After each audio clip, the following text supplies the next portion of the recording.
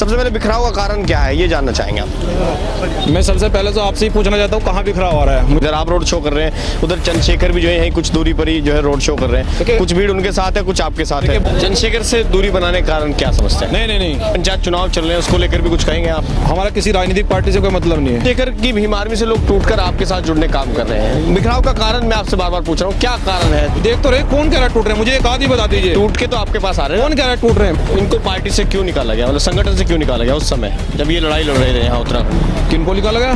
सोनू लाठी या परवेज सुल्तान जो उस व्यवस्था को बदलने के लिए, उस व्यवस्था को ठीक करने के लिए जुड़ गए हैं भीम आर्मी के राष्ट्रीय अध्यक्ष मंजीत सिंह नोटियाल जी, जो अब तक जो है चंद्रशेखर के साथ थे, लेकिन अब जो है कहीं ना कहीं बिखराव नजर आ रहा है और अब अलग उन्होंने एक संगठन बना लिया जिसके खुद वो राष्ट्रीय अध्यक्ष हैं।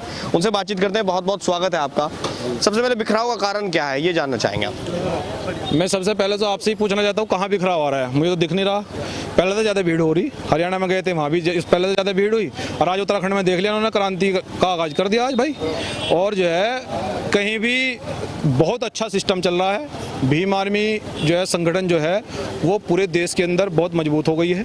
राजनीतिक पार्टियों से हटकर जितने भी सामाजिक क्रांति के करने वाले लोग हैं, जो सामाजिक मूवमेंट चलाने वाले लोग हैं, वो सब साथ आ गए हैं और वो बड़ी मजबूती से काम करने के लिए तैयार हो गए हैं। जितने भी पुराने साथी हैं, नए साथी हैं, काम करने की एनर्जी है जिनके अंदर, जो ISP से लोग भी हैं, जो आरक्षण के दम पर जिन्हें नौकरी मिली है वो ACO में सो रहे हैं, उनको बाहर निकाला जाएगा। उनको बाहर निकालकर उनको काम दिया जाएगा, काम कराएंगे उनसे। यहाँ केवल जो हमारा उद्देश्य है वो समाज के लिए काम करना है। किसी से वर्चस्व की लड़ाई नहीं है और किसी राजनीतिक पार्टी से वर्चस्व की लड़ाई नहीं है, ना संसद में जाने की लड़ाई है, ना विधानसभा में लड़ने की लड़ाई अगर है तो इस बहुजन समाज को इसके जख्मों पर मरहम कौन लगा सकता है, इसके जख्मों पर मरहम कौन लगाएगा और इसके दुखों का निवारण कौन करेगा, ये लड़ाई है।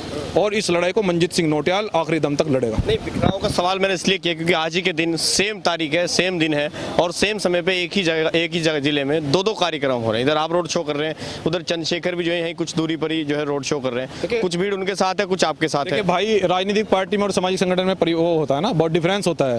राजनीतिक कार्यक्रम तो हजारों रोज चलते हैं, लेकिन जब भी सामाजिक मूवमेंट का कार्यक्रम होता है, सामाजिक स्तर पर कोई कार्यक्रम होते हैं, तो आप लोग देखते हैं और आप लोगों ने देखा भी आज उत्तराखंड में कि युवा कितना उत्साह था, युवा में कितना जोश था। मैं तो हैरान रह गया लेकर इनको जो है ना, आज उत्तराखंड में इन्होंने क्रांति का आगाज किया है। उद्देश्य क्या है आपका? उद्देश्य बहुजन समाज को जो है इसके चेहरे पर मुस्कुराहट देखना, इसके दुखों का निवारण करना।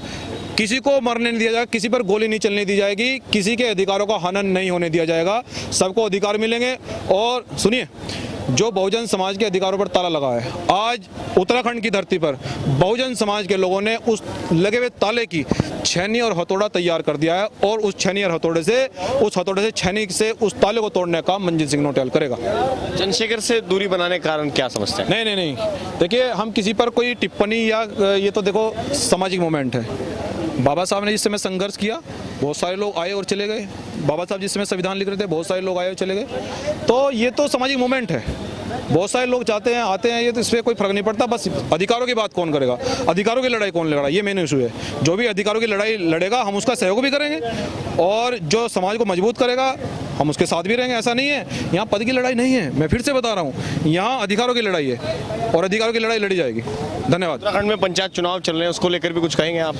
हमारा किसी राजनीतिक पार्टी से कोई मतलब नहीं है। सामाजिक मूवमेंट चला रहे हैं, सामाजिक मूवमेंट के माध्यम से ही भीम आर्मी की स्थापना हुई थी और सामाजिक मूवमेंट भीम आर्मी चला रही है। जो राजनीतिक मामला है उसे यहाँ के उत्तराखंड के बहुजन समाज के लोग तय करेंगे, किसको वोट देना है, किसको जिताना है, किसको हराना है। लेकिन मैं एक अपील करूँगा कि जो लोग आपकी लड़ाई को लड़ते हैं, जो लोग आपके बीच में रहते हैं और जो लोग आपका सम्मान करते हैं, आप उनको जो है ना चुनिए।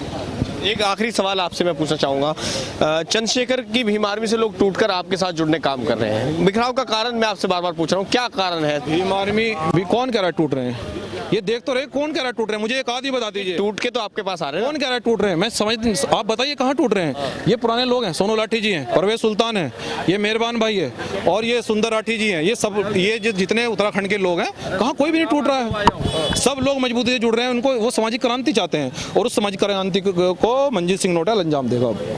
इनको पार्टी से क्यों निकाला गया, मतलब संगठन से क्यों निकाला गया उस समय जब ये लड़ाई लड़ रहे थे यहाँ उत्तराखंड? किनको निकाला गया? सोनू लाठी या परवेज सुल्तान जो है। उस व्यवस्था को बदलने के लिए, उस व्यवस्था को ठीक करने के लिए ये निर्णय लिया गया है। उस व्यवस्था को ठीक करें। मैसेज आप देना चाहते हैं ऐसा? बहुजन समाज भरोसा रखे कि आपके अधिकारों पर लगे हुए ताले को मंजीत सिंह नोटियाल तोड़ेगा, ये वादा कर रहा हूँ।